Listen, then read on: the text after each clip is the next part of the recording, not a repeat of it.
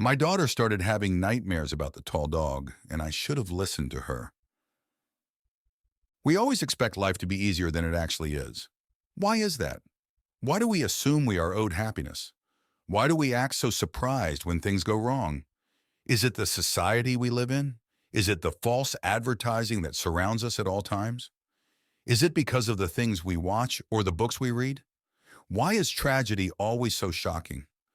Life is a slog of disappointment and misery. Sometimes we are graced with pockets of joy, brief respite from all the hardship. In these moments, we feel like we have figured out what the purpose of our existence truly is: love, family, culture, travel, natural beauty.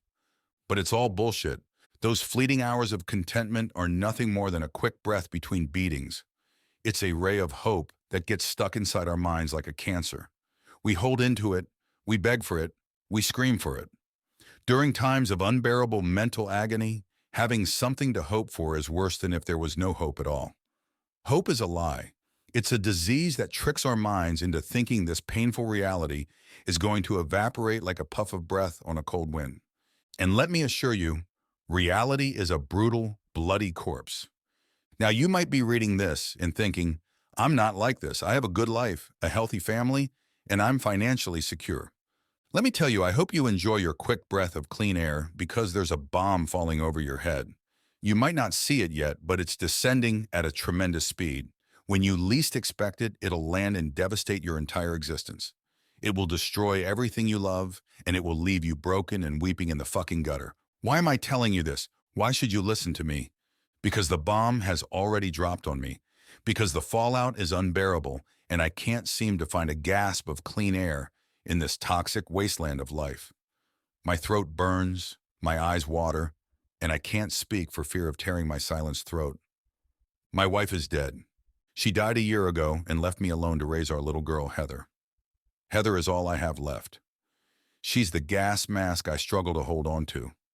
She's the choked cries of desperation I emit from between bloody teeth. Heather is 5 now. We did our best to recover from the pain of my wife's death. A loss of a companion, a removal of a mother. I shudder to think my daughter has to face the bloody blade of life at such a young age. She needs to be sheltered from it. She needs protection. And for a while, I thought I was providing that. But that was before the nightmare started. That was before the tall dog. I scrubbed sleep from my eyes, rolling in the darkness to check the clock. 3 a.m. I groaned and pulled myself from the warmth of my sheets. Heather was crying from her room, calling my name. She must have had a bad dream. In a daze, blinking sleepily, I shuffled out of my room and down to hers. The house was silent, and my feet scuffed over the cool hardwood floors. Heather never has bad dreams, I thought, yawning. Did I let her watch something scary before bed? I entered her room, the space illuminated by a pink ballerina nightlight, and went to my daughter's side. She was curled up in a ball with her hands over her face. She was sniffling, and her pillow felt damp with tears. Cooing, I scooped her up and told her everything was okay. After she calmed down some, I asked her if she had had a nightmare. She looked up at me with big teary eyes and nodded. She hugged me and asked if she could sleep in my bed. I told her, of course. It won't come in your room? Heather asked me as I picked us both up off the bed. I paused. Sweetie, what are you talking about? She wrapped herself tight around me and whispered, the tall dog. I didn't know what to make of it. The phrase, nonsense, and so I told her there were no dogs coming into the house and that we were safe. I felt her relax against me as I walked us back into my bedroom. I laid her down in my bed and stroked her hair until I heard the soft snores of sleep. I lay down next to her and exhaled heavily. Sleep returned to me in a rush of heavy fatigue. The next day, life resumed its predictable repetition. I got Heather ready for school and then rushed to prepare myself for work. I left her downstairs in front of the TV, happily munching on some toast as I scurried to shower and shave. It was like this every morning, but I was used to the frantic pace. As I threw my sports jacket on and bustled into the hallway to go downstairs, I paused. I bent down and wet my thumb with my tongue. I scrubbed it along the hardwood floor, wiping away a streak of dirt that ran towards Heather's room. I grit my teeth and reminded myself it wasn't a big deal. She was 5 years old and couldn't be expected to remember to take off her shoes all the time. Standing, I hurried down the stairs and collected my daughter to begin our day. I switched off the TV and grabbed Heather's pink Barbie backpack, asking her if she had to go to the bathroom before school. When she said she didn't, I snatched the car keys off the kitchen counter and ushered her to the front door. As I followed Heather out, I hesitated, my hand freezing before I closed the door all the way. I stuck my head back inside and listened. I could have sworn I had heard something from upstairs. After a second, I shrugged and closed the door, locking it tight. The day passed like so many before it. The hands on the clock pushed forward triumphantly and finally announced the end of the workday. Not long after the trumpets of freedom were blown, I found myself at home once again. I ordered pizza for us, a rare delicacy to my daughter, and spent the evening watching children's shows on Netflix. I barely saw the images on the screen, the fatigue from the day washing over me in heavy waves. A stomach full of pizza didn't help either. Heather shifted and snuggled into me, resting her head against my chest. I smiled and kissed her shoulder, telling her that after this episode it was time for bed. She put up her usual resistance, but I battled it valiantly. That was something I had had to learn how to do. My wife had always been the one to say no and knew when to say enough was enough. I was always the softy, allowing Heather to get away with a multitude of activities. It was hard to say no to her big cute brown eyes brimming with innocent pleas. My dad heart melted every time and I would eventually cave, begging her not to tell her mother. But after the brain tumor took my wife away from us, I had had to learn how to balance my daughter's requests with fatherly affection and parental standards. I thought I had found a reasonable balance. With each passing day, I would discover another piece of the puzzle and take another step closer to becoming a functional single parent. When the show ended, I told Heather to go upstairs and brush her teeth and get ready for bed. Groaning, she obeyed, and I began to pick up the kitchen. I placed our plates in the dishwasher and threw out the empty pizza box. I checked my watch and saw that it was almost 11. I sighed, not realizing how late it had gotten. I should have put Heather to bed 2 hours ago. I exhaled. It wasn't the end of the world. After the kitchen was clean, I turned off all the lights and made sure the front door was locked. Satisfied, I climbed the stairs and went to check on Heather's progress. To my delight, I found her already in bed and asleep. I went to her and gently kissed the top of her head, smiling to myself. She really was a good girl. I turned on her nightlight and closed her door behind me. I went to my own room and prepared myself for bed. As I slid into the cool sheets, I decided that tomorrow after school I would take Heather to the park so she could ride her bike along the community bike trail. Content with my plans, I closed my eyes and drifted off to sleep. Darkness, haze, groggy.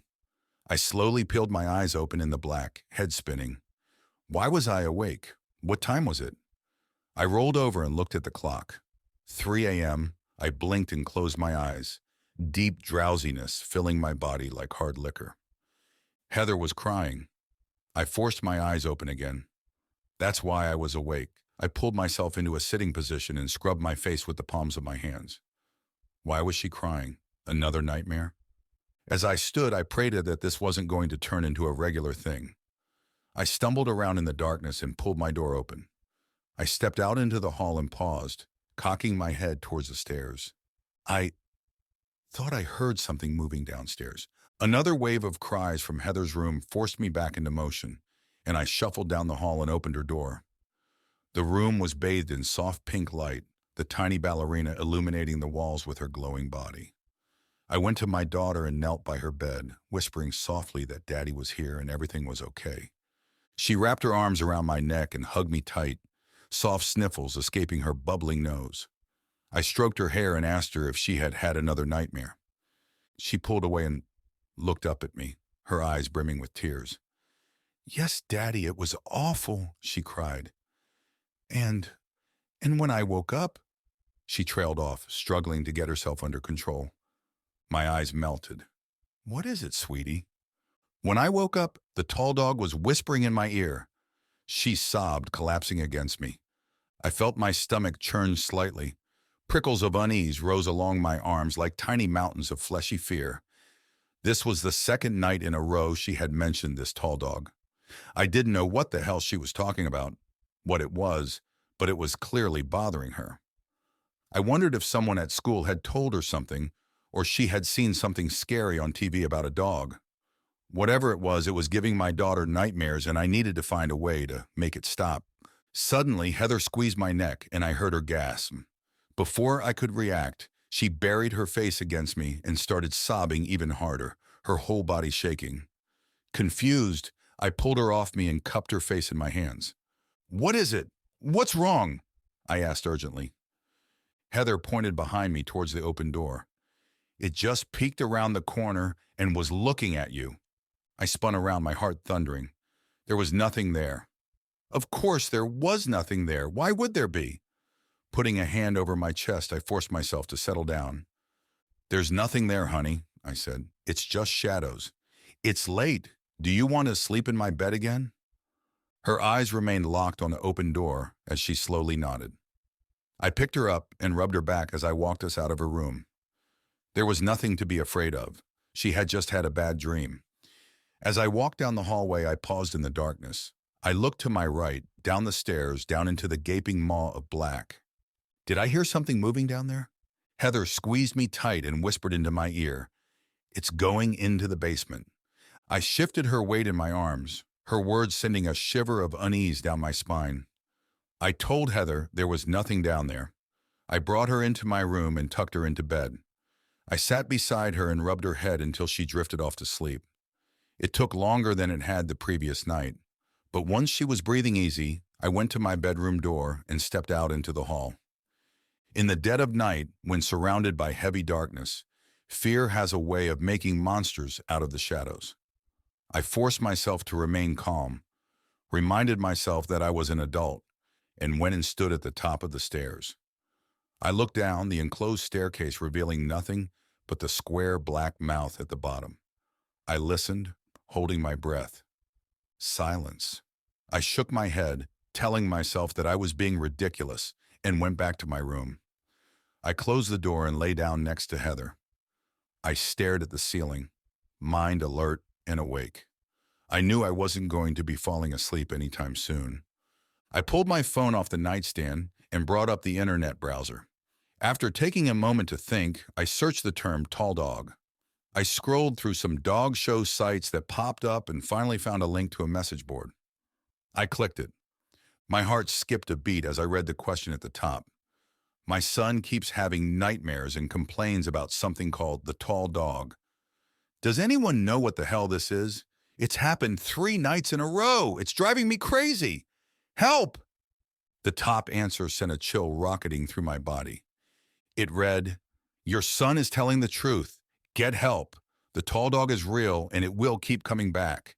It's attracted to deep sadness and it won't leave your son alone until it gets what it wants. It is very dangerous. I know this sounds insane, but I'm telling you the truth. I've come across others who have encountered this thing. It is very real and very dangerous." I put my phone down and stared into the darkness. My heart was racing. This couldn't be true, could it? Every part of me wanted to write it off as a bizarre coincidence, but it was so specific that I couldn't. What am I supposed to do with this information, I thought. This is crazy. Stuff like this doesn't happen, doesn't exist. And yet here I was, staring at a warning on my phone while my terrified daughter lay curled up next to me. It was unnerving. I turned on my side and stared at the closed bedroom door.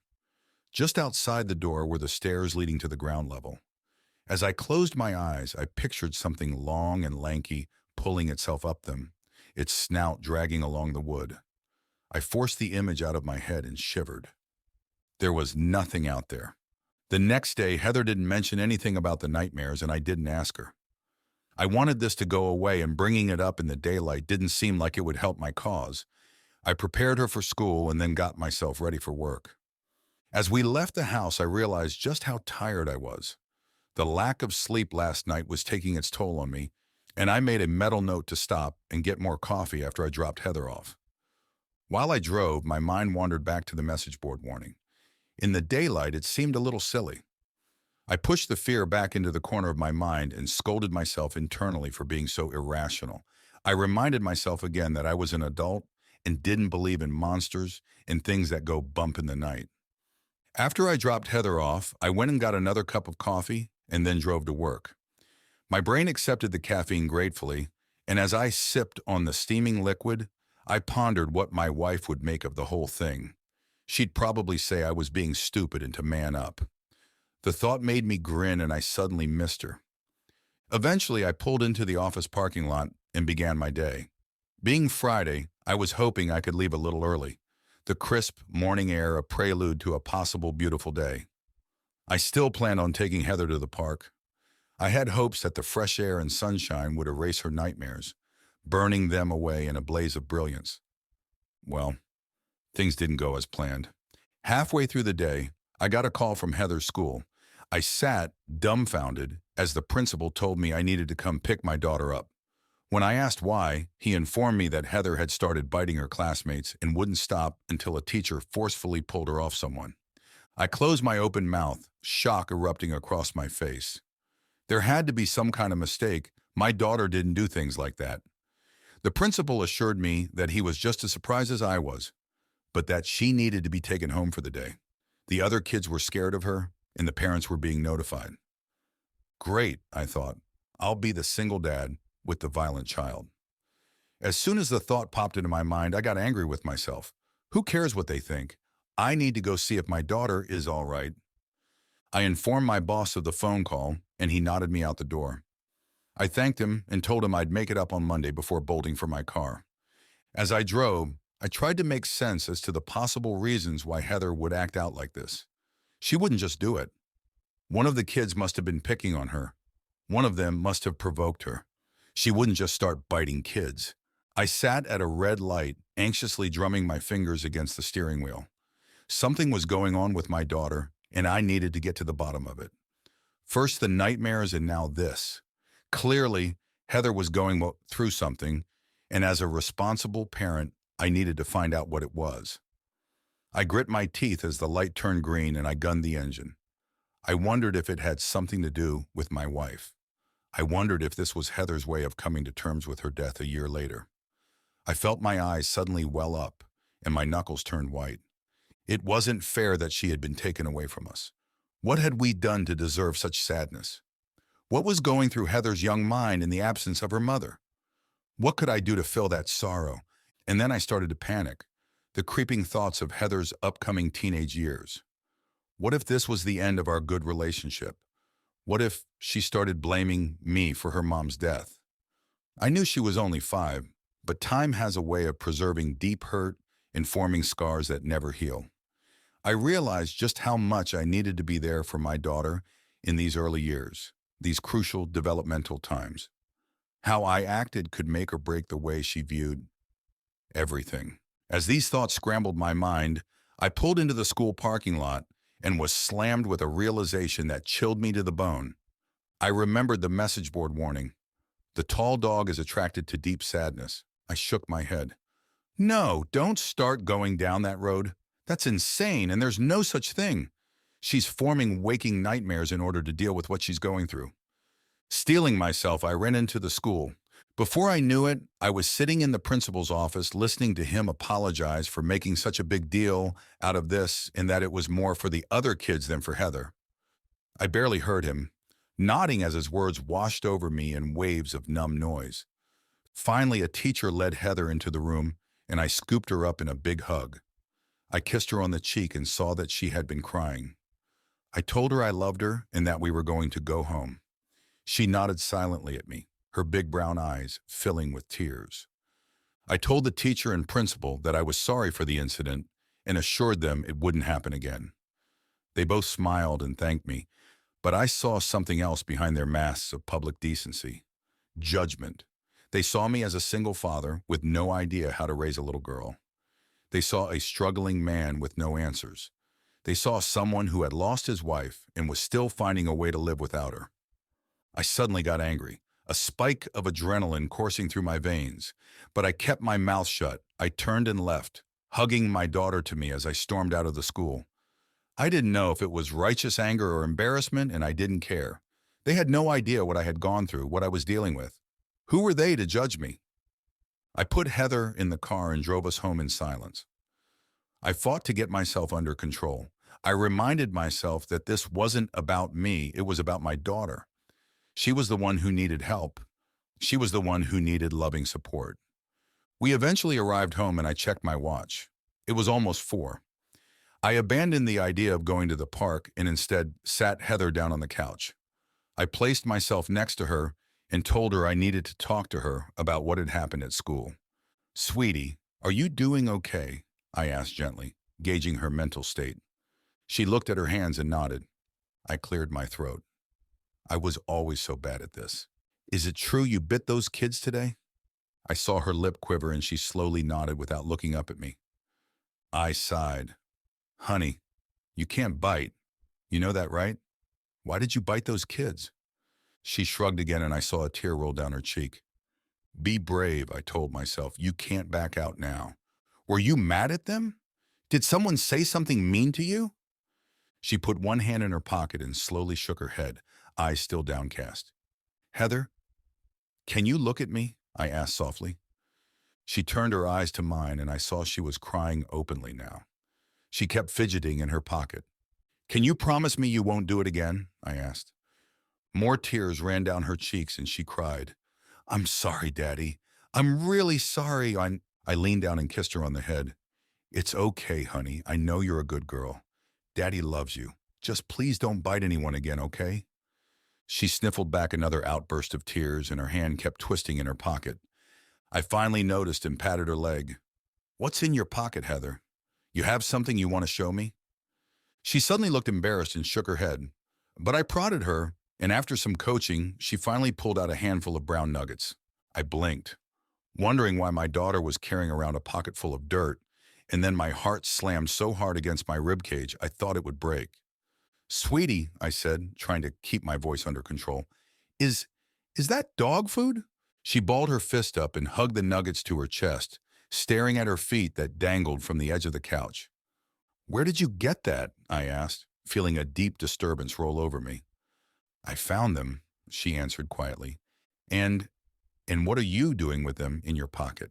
I asked, a flurry of nerves fluttering in my chest. Heather looked up at me. They taste good. I forced myself to breathe and held out my hand. Why don't you let me hang on to those and I'll make us an early dinner, okay?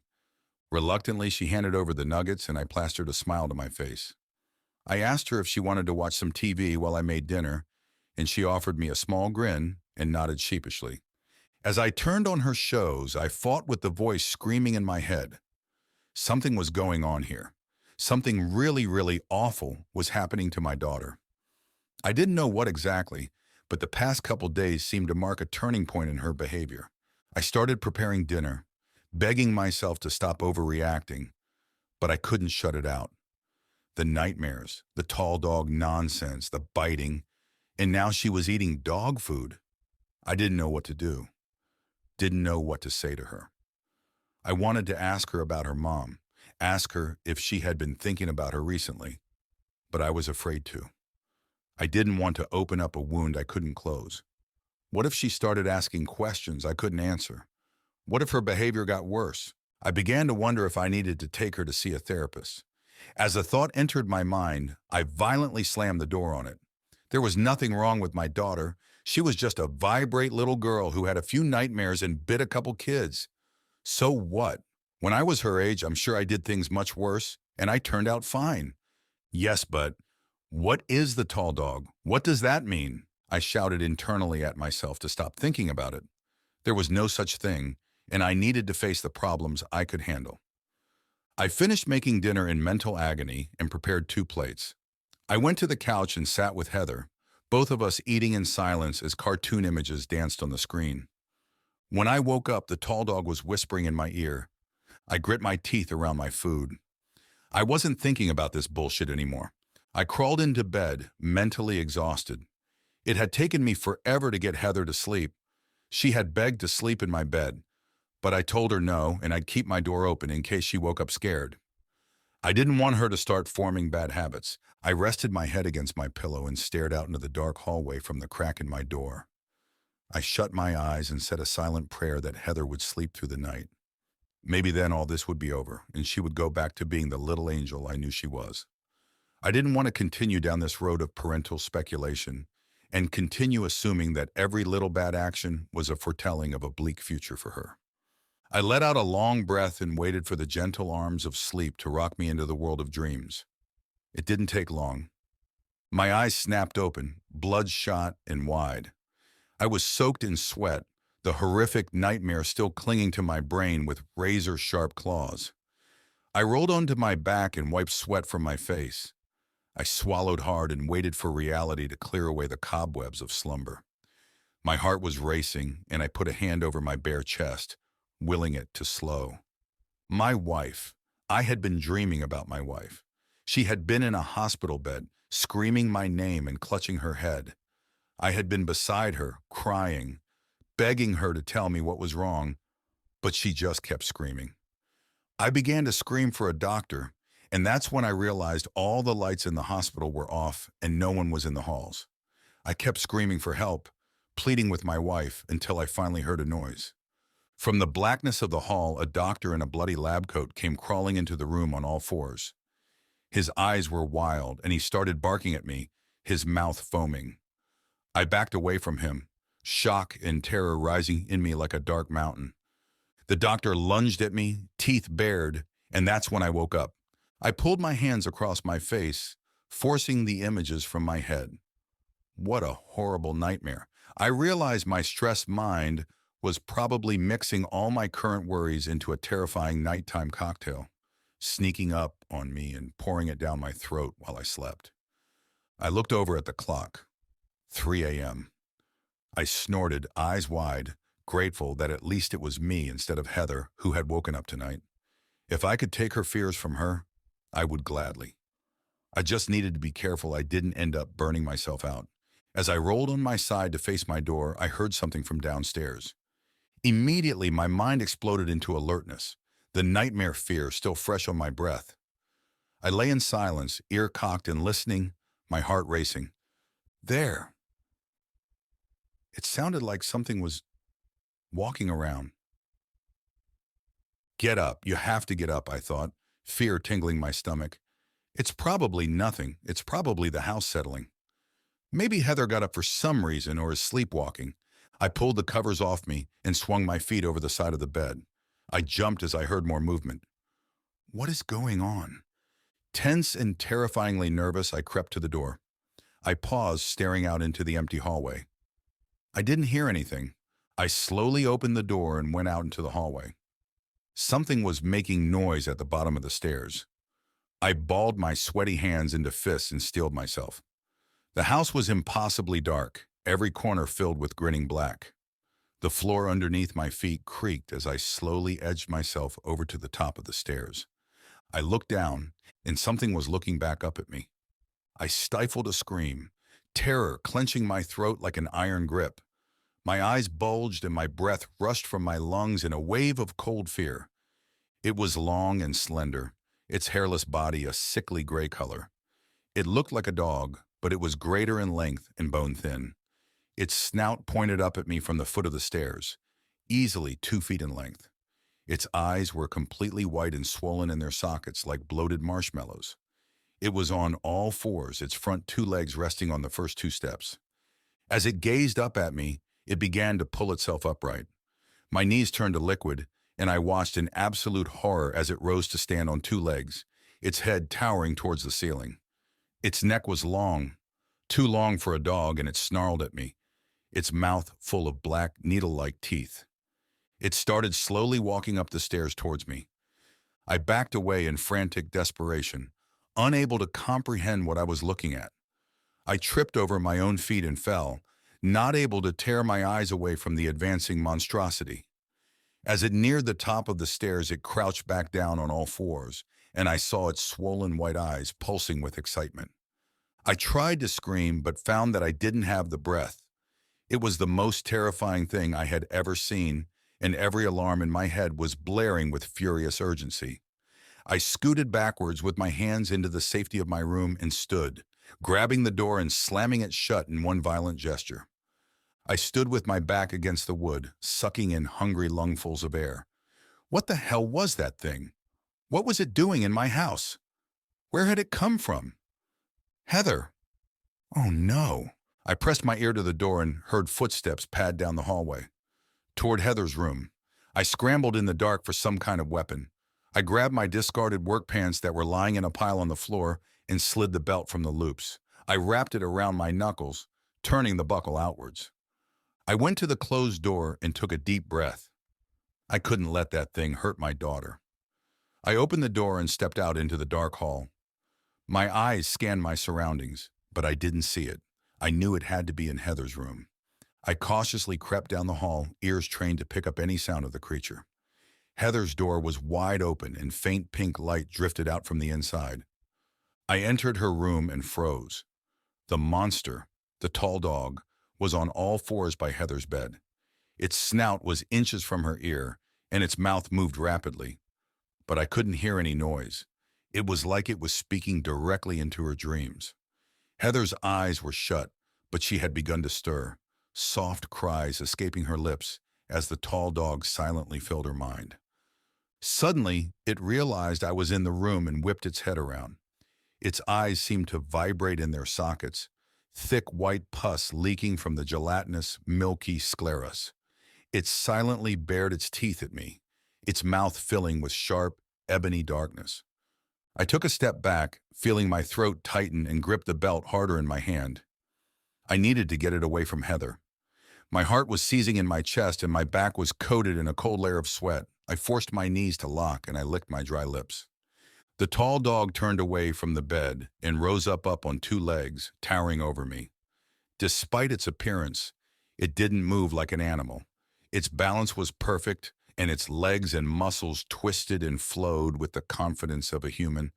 "What do you want?" I whispered, holding my ground as a trickle of sweat slid down my face. It leaped at me. I screamed, raising my hands to protect my face as its long body crashed into mine. I fell to the floor, its sinewy flesh pressing mine to the wood. Its breath was hot on my face and stars exploded across my vision, my head bouncing on the ground.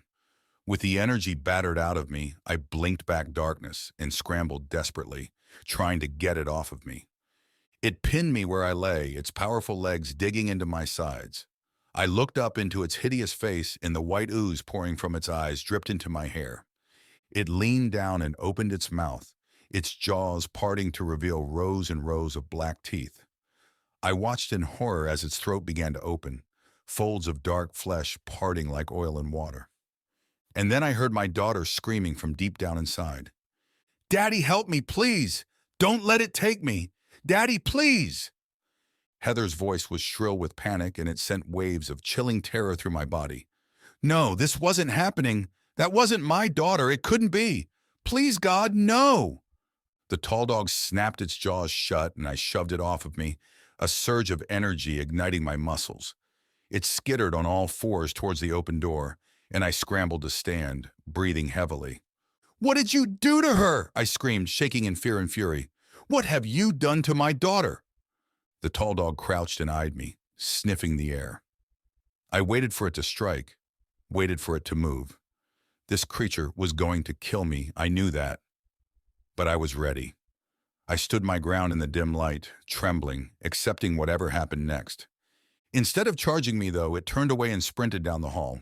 In shock, I listened to it crash down the stairs and onto the ground floor. More footsteps followed, then faded, and I realized that it was gone, leaving me shaking in horror. I turned to Heather, who lay motionless on the bed. I threw the belt onto the floor and went to her side, prayers flowing from my lips. Tears leaked down my cheeks as I grabbed Heather and lifted her head to rest on my lap.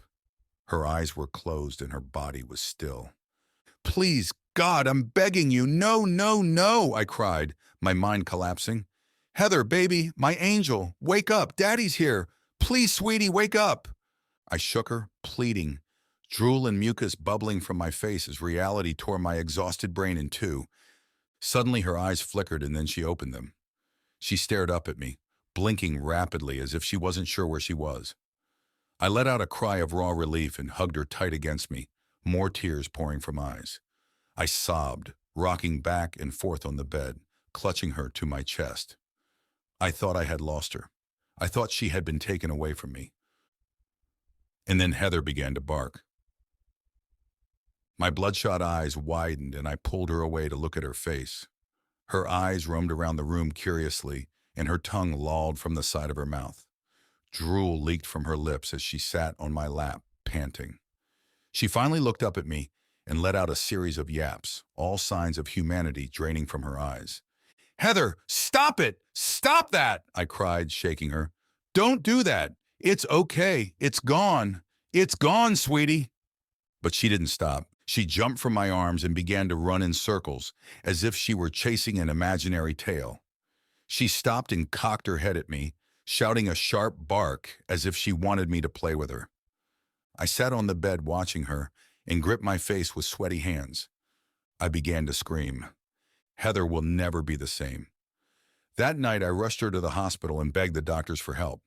After examining her and bringing in a multitude of specialists, they informed me that she wasn't in control of her mind any longer. They told me she would never regain it. Something had been taken from her that couldn't be replaced or repaired. I don't know how long they ran tests on her as I desperately expended all my options, desperate to try anything. I couldn't imagine a life without her. I couldn't imagine a life alone from her. I wept and prayed until I had nothing left to offer. Nothing changed. Nothing helped. And I wondered if anyone even noticed. You see, life is an unflinching monster. It doesn't care about you. It doesn't take your side. It simply is. It took my wife away and opened up a wound in my daughter's mind. A wound I didn't even have the courage to ask my daughter if it even existed. Something horrible had caught scent of that gaping wound. Something had grown hungry for it.